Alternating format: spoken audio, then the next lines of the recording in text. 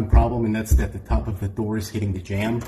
It's a common occurrence because the weight of the door relies on the top hinge, so I'm going to show you guys how to fix that right now. So we're going to pick it up a little bit so it can close. Then we're going to take this top hinge off.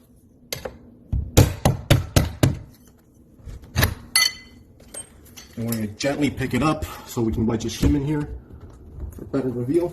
And then what we're going to try and do is bend these 3 knuckles to match the knuckles of the door. So we're going to bend these 3. So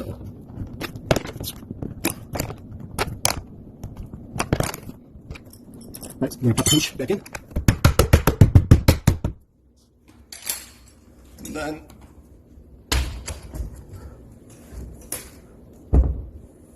check out the door. So yeah, hopefully that helps. Take care, guys. And then she kissed my face, yeah.